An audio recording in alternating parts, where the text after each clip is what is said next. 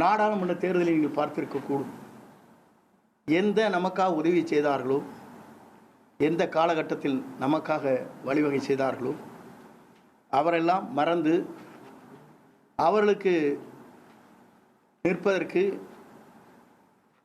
அனுமதி வழங்காமல் புதிதாக வேறு கட்சியில் இருந்தவர்கள் பணம் செலவு செய்தால் போதும் என்று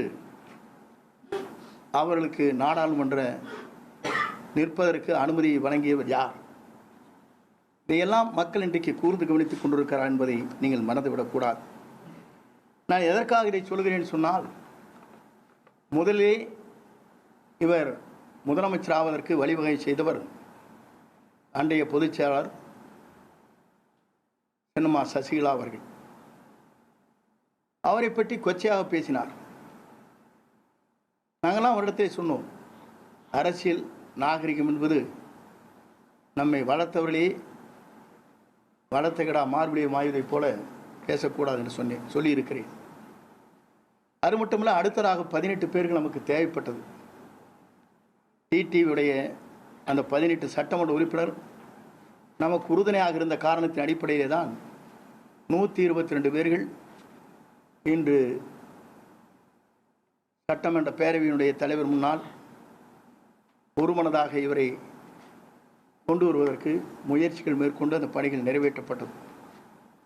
அதற்கு பிறகு டிடிவியுடைய 18 பேர்களையும் கழகத்திலிருந்து சட்டமன்ற உறுப்பினர் பதவியிலிருந்து நீக்கப்பட்டார்கள். அதற்கு பிறகு ஆட்சியை நடத்துவதற்கு தடுமாறி கொண்டிருக்கிற போது தர்மயுத்தத்தை நடத்தி கொண்டிருக்கிற ஓபிஎஸ் அவர்களை அழைத்து வந்து, நீங்கள் 11 பேரும் எங்களுக்கு ஆதரவு தாருங்கள், நீங்கள் ஒருங்கிணைப்பாளர், நான் இணை ஒருங்கிணைப்பாளர், நான் முதலமைச்சர், நீங்கள் துணை முதலமைச்சர் என்று சொல்லி அவரையும் அந்த நிலைக்கு கொண்டு சென்று காலம் கடந்ததற்கு பிறகு அவரையும் வெளியேற்றினார்.